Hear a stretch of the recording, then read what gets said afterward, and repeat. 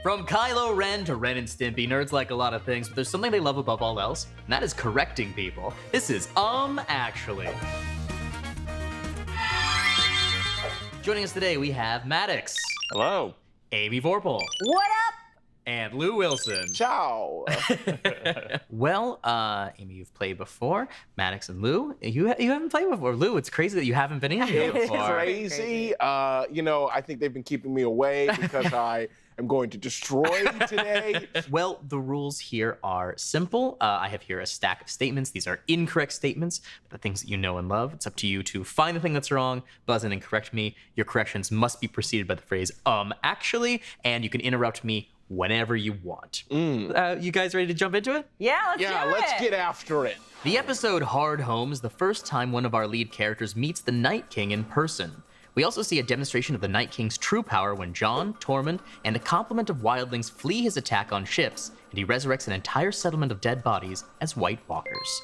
Amy. Actually, when he resurrects those boys, they are not White Walkers. They are shambling undead. That's correct. They are whites, and there is a difference between White Walkers and whites. The White Walkers were created by the children of the old gods in the old forest. Maddox immediately just like, I don't know. I bullshit. I just started watching season 5 with my friends, and they're like, "You don't know what's going on." I'm like, "Yes, I do, because I'm not an idiot." I can read subtext. Yeah. Right? Based on nothing, what are your feelings on the last season? Oh, this pisses everyone off. I loved it.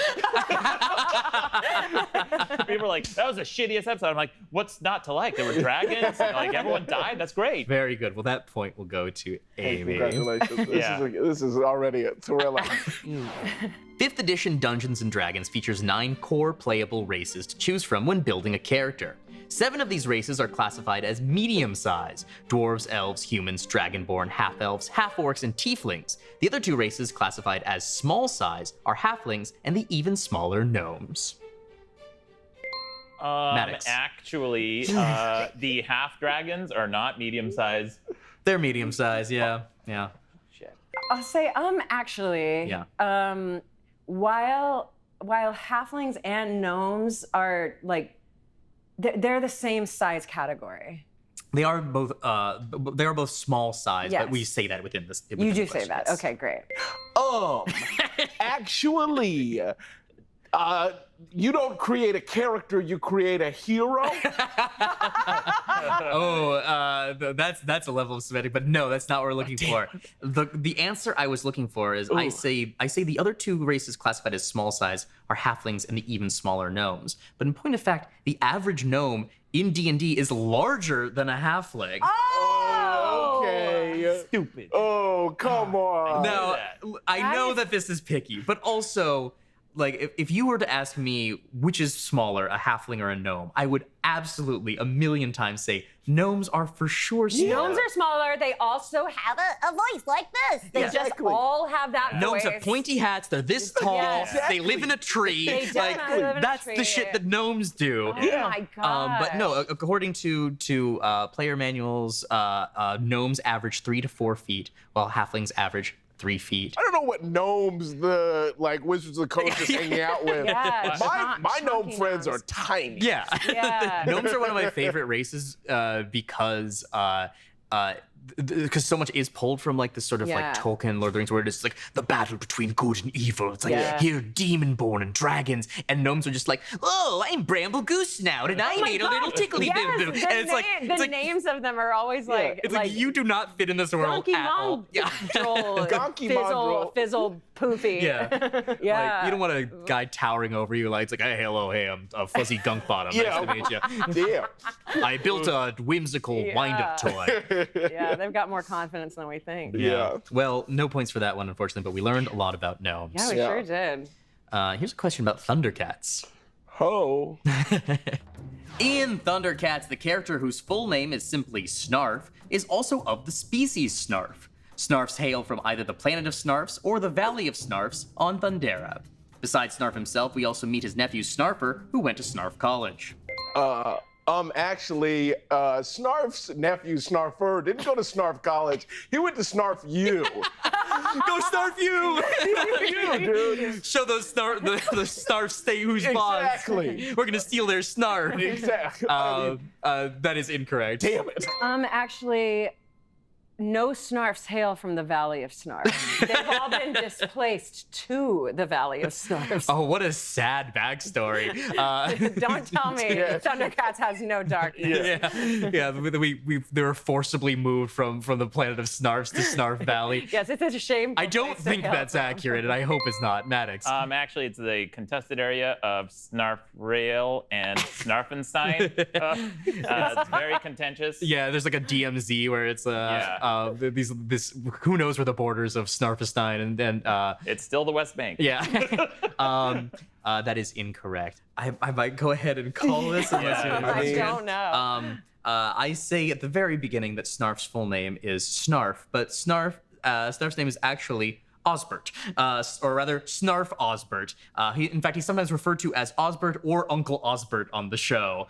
So despite that long string o' Snarfs, there is a full name for Snarf, which is Snarf Osbert. So someone out there is just calling him, they named him by his race? Actually, Thundercats is problematic and it should go away. Thundercats is already canceled. It's canceled. We canceled it here.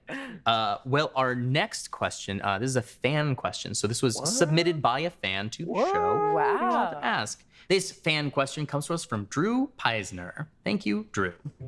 Slimer, voiced by director Ivan Reitman, makes his debut appearance in the original Ghostbusters movie when he is haunting the Sedgwick Hotel. However, it wasn't until Ghostbusters 2 that he was named Slimer, and even there was only referred to as such in the credits, not on screen. Actually, I believe he was named Slimer in the real Ghostbusters animated cartoon. That's correct. Yeah. Nice. That is correct. It's not, officially part of film canon, but Slimer got his name in the real Ghostbusters cartoon series, which happened between movies. Yeah. Very good. That's 1 point for Maddox. Yeah. What do you think Slimer was like before he died? Because all the other ghosts are like, you could kind of see a bit of humanity in them for the most part. You're like, they're kind of creepy and ghostly, and Slimer's just like, he definitely didn't get enough attention. Slimer looks like he might have been an extra from like a Mucinex commercial. He does look like it's like, hey, that's a guy who was the extra. He made it. They do look like they're related. Mostly mouth. Yeah. Well, that point was for Maddox, and we'll move on to our first shiny question of the game. Wow. All right. Shiny questions like shiny Pokemon are worth the same amount, they're just a little bit different and a little bit rarer. This is a game that we're calling Name That Goblin. So on the other side of this board, you're going to have, nine? There will be 9 goblins from pop culture on the other side of this board, and we're gonna see how many of them you can identify. You don't have to get them all, you just have to get more than your competitors. And I have to know the goblin's name? We're not providing you a bank. You gotta. Okay, there's no bank. There's no bank. You gotta know that goblin's name. Damn. You met that goblin. That goblin introduced himself to you. They're not all named Goblin. Okay. Damn. I'm now being like, I wish this was a Snarf situation.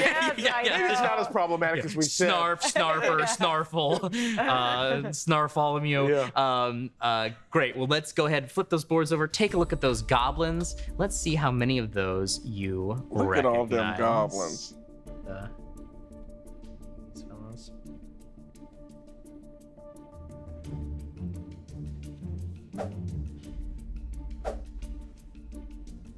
Okay.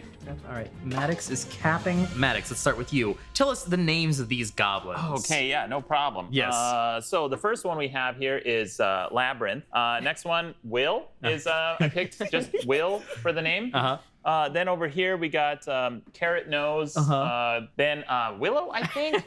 Green Goblin in the middle, which I think is the only one I feel confident about. This one, I think it was the guy from Overwatch. Then I wrote shit because I was really frustrated. These fucking goblins are getting the better of me. Yeah, they really were. And then Batman. Okay. This one here, I got Professor Gunkbottom. Okay. Hey, there it is. Well, and then this one is the Ratlings, and I feel pretty confident about that one. Very good. Amy, why don't you tell us what you got here? Okay, I got Maze Daddy, Orkle Borkle, Frangle Nose Gunk Bottom, Gringotts Employee, Green Goblin. Okay. And this is the one, I played him in Heroes of the Storm, but I don't know his name. So I put Captain Mech Boy, Fungal Mancer, Deuce Noose, and the Goblin family. All right. And Lou, what's up? Coming in hot. So we got Station to Station. We've got the Mountain King. We've got Galen Nosferatu. We got Terry, Goblin, Green Goblin. This is Joystick Sammy. We all know that. This is Goblin, the Goblin. This is Arthur. And then I guess that these were the Heffalumps from Winnie the Pooh. Here's a crazy thing, Lou, is that like, there are a lot of these, as you might have guessed, are not correct. Yeah. But a lot of them are shockingly close to the correct answer. Don't tell me that. Looking at these, I think what we have here is that that all of you got Green Goblin correct, and I think that is the only one that all of you got all got correct. That feels good and right. But some of these, some of these are able to identify at least where they're from. Yeah. We could maybe use that as a tiebreaker, but I might just make this a three-way tie. Let's go through the actual names here and see what we're looking at. So at the top here we have Jareth, the Goblin King from Labyrinth. The Great Goblin from Lord of the Rings. Blix from Legend. This is Griphook, which is from Harry Potter. Green Goblin you all got. This is Gazlowe from World of Warcraft. Yes, World of Warcraft. that was the one. Yeah, the sort Blizzard of Warcraft world. So universe. Hearthstone, World of Warcraft, anything in that sort of Blizzardy Warcraft world. And then this bottom row, these are the ones that like Lou just guessing, like you're at least in the right realm. So this one, what did you guess for this one? Goblin. This is Gremloblin. I'm like 4 letters off, guys. Yeah. And then this one, what did you guess for this one? Arthur. That's Roy. No. And the last one, what did you guess for this one? I said it was the Heffalumps. This is the Booms. It's in there. It's like, I do love though that like if you need a name for a cartoon, Lou's your boy. Like what's up, guys? I'll name it. He's gonna come in at least close. What are they all from? So I told you these bottom ones. Gremloblin's from Gravity Falls. Roy's from Star vs. the Forces of Evil, and the Booms is from the animated Little Nemo movie that came out ages and ages. I'll just call this a three-way tie. 1 point for everyone. Hey, it's nice to have 1 point. Yeah. It's nice to have 1 point. Well, we went and done screwed up, and you caught us. Here are some of our favorite corrections from you, the viewers. At Goofy Fan Chuck says, you left off an important Muppet Christmas special, Emmett Otter's Jug Band Christmas. And while I wouldn't normally give a point for just adding more information, this was a big oversight on my part. So 1 point for you, and all the points to Emmett Otter's Jug Band Christmas. And from our exclusive Dropout Discord, Scion Ben Judah says, actually the Quibbler does not have reporters. People simply submit their articles because it's an honor, and of course, to see their names in print. Yes, the Quibbler, it's just Reddit for wizards. Random geek named Brent says, actually, Saitama's training wasn't just the push-ups, sit-ups, and running, he also slept without heat or AC. I apologize for leaving out this very important part of the training regimen. That is 100 points for you. Here is a Star Wars question. When Uncle Owen and Luke Skywalker initially purchased C-3PO from Jawa scavengers, they were just looking for a droid to serve as a moisture vaporator programmer, and so they bought C-3PO alone. However, after having R2-D2's pleas to be brought along translated by 3PO, they decided to purchase him as well. Actually, they did purchase a second droid, but it malfunctioned immediately, so they got R2-D2. That's correct. Do you happen to know who the other droid is? I'm gonna give you the point. Okay. No, I don't. I don't. You want to venture a guess? Beep boop bop boop. Yeah. Actually, it's like T130 or 134. You're closer, but Well, mine was a joke. Sorry. It is the kind of name you could maybe guess your way into, which is why I asked. Is it like the THX something or other? Because George Lucas is like really into him. Oh, that's funny. No, it is R5D4. Shit. I was gonna get Did you think we could guess our way into that? Well, I mean, if you know R2D2, if you knew it was another like unit like that. I have my claim to R2D2 fame is in an RPG, a fantasy. Here flight in the R2D2 museum. Yes. You may all give me my R2D2 trophy after this. We were playing a Fantasy Flights RPG, and there was a droid that needed to be an NPC or whatever. They're like, what kind of droid? Everyone's asking. Okay, it's kind of like an R2D2, but they formed a toilet into a droid, and so I was like, I'm playing that character, and I'm naming him R2 Pee Poo. Like, I just played him like that. Pee Poo. Isn't that great? That's great. I love it. Great. There you Love go. it. Nice little crappy toilet. I just had a fun piece of trivia that I know I was looking at. Apparently there's somewhere that says R5D4 deliberately malfunctions because R2D2 told him in binary that he needs to save the galaxy, and so R5D4 sacrificed himself. He's the actual hero. Yeah. Of the whole thing. He's Nothing happens without that. He's ultimate hero of the entire story. Yeah. That one fucking droid. That everything is pinned on. He's him. still talking. Now the droid's like, if it weren't for me. Yeah, exactly. We're all trying to get in shape and eat right. I mean, we're going out in the world again. Well, Freshly can help. Their delicious, nutritionist-designed meals are cooked by chefs, making it easier to eat better. Freshly offers chef-made, nutrient-packed, delicious meals delivered fresh to your door. No cooking required, and no shopping required. Your meals arrive cooked and fresh every week, so you can keep your fridge stocked and skip the trip to the store. Ordering is easy. Just visit Freshly.com and choose from over 30 of their delicious, satisfying, better-for-you meals, like their steak peppercorn, their sausage baked penne, or their chicken pesto bowl. Freshly can fit your lifestyle with a variety of plans and meals that fit your dietary needs, preferences, and family size. Right now, our viewers can try Freshly for just $6.16 per meal. So start eating healthy, start living life Freshly. Your meals are always delivered fresh, not frozen, and are ready to heat and enjoy in just 3 minutes. Right now, Freshly is offering our viewers $40 off their first 2 orders when you go to freshly.com/actually. Stop stressing about dinner. Get $40 off your first 2 orders when you go to freshly.com/actually. One more time, that's freshly.com/actually for $40 off your first 2 orders. Now, back to the show. Well, here's a video game question for you. The video game Metal Wolf Chaos takes place in the United States in which the Vice President, Richard Hawke, has seized control of the government using an army of giant mechs. You play as rogue soldier Michael Wilson, a mech pilot who steals an experimental battle mech and goes from landmark to landmark liberating the country, including the Brooklyn Bridge, the Grand Canyon, and the White House.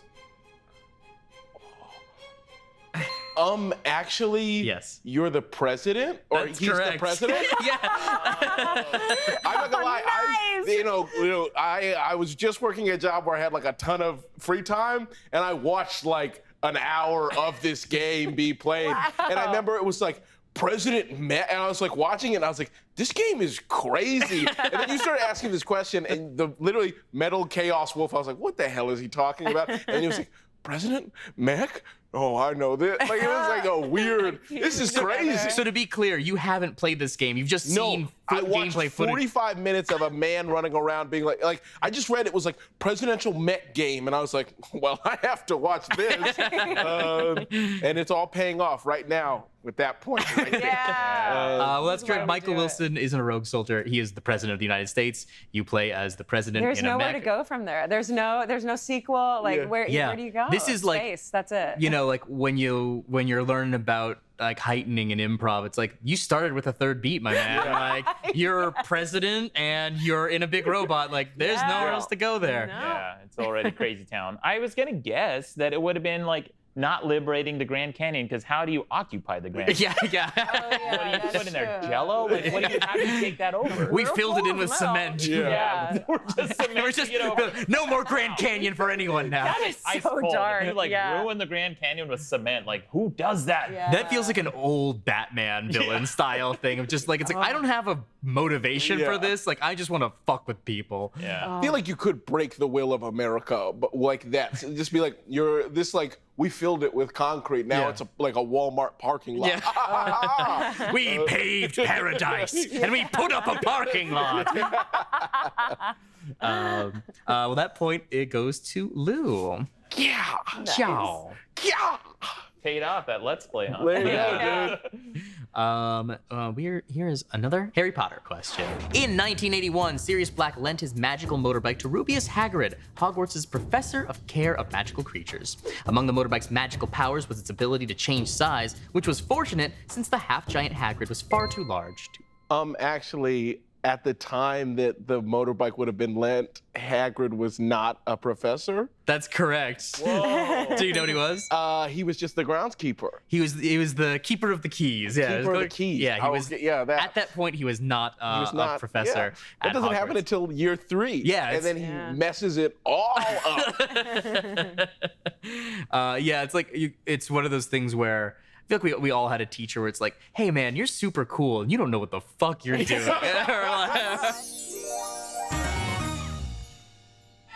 This is a game called Fictionary. So I'm going to give you the name of a monster or creature from folklore, and it'll be up to you to draw this creature to the best of your ability. We're not going to be grading on like quality of the drawing, but we'll be looking for like, what are the core defining features of this thing? Does your drawing have that? Cool. Your creature to draw is the hippocampus. I thought that was an Oath Doctor's take. I think you're thinking of the Hippocratic Oath. Yeah.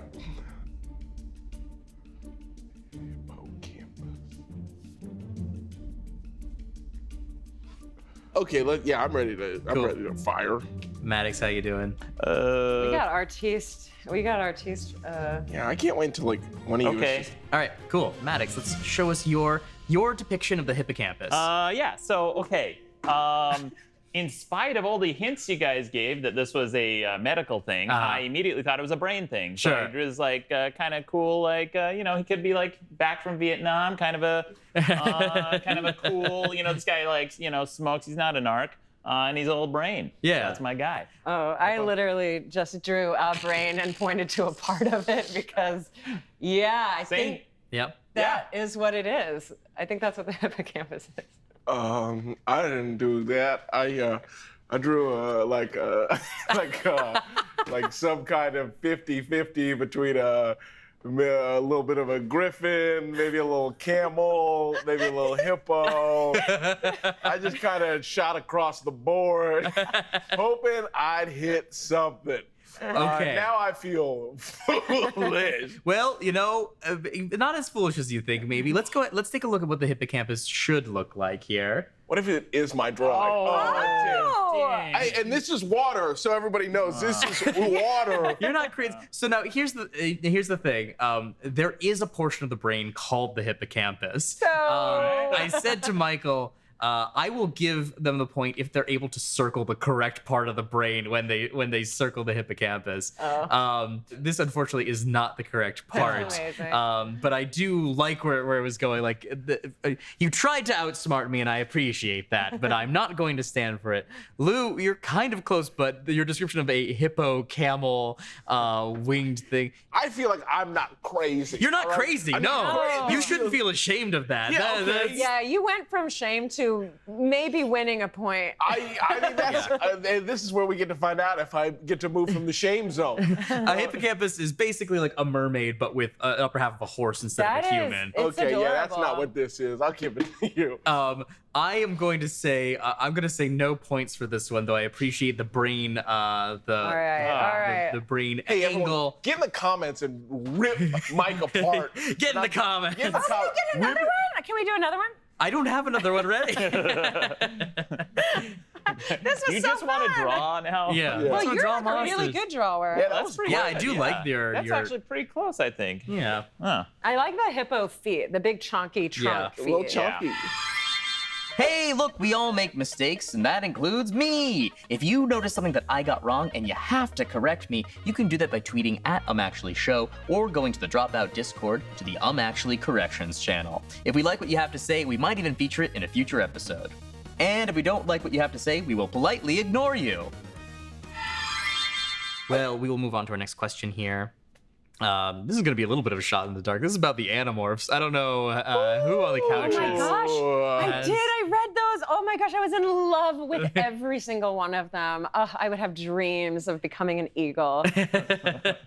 Well, let's try this out. The primary antagonists of the Animorphs are the alien Yeerks, slug-like parasites that take over host bodies of other species. Yeerks can't survive on Earth native foods like donuts or broccoli, though. They require Kandrona rays every 3 days, which simulate their homeworld sun, allowing them to photosynthesize nutrients. The only exception to this is that Yeerks can survive on maple and ginger instant oatmeal, but it drives them insane. Actually, so I'm remembering back to my childhood. Yes. There was this kind. It seemed in my brain. This is how I remember it. There was this kind of mountainous cave thing that everyone would go to, and there was a pool. And I think there was something about the pool that they needed to survive instead of the rays. It is. You're remembering that correctly. There were like Yeerk pools that they would swim around in, but it had the Kandrona rays. It had the Kandrona rays in them. Okay. Oh, sorry. No. My what I was going to say is, well, fuck me. Oh. So there. Now your turn. Okay. Cool.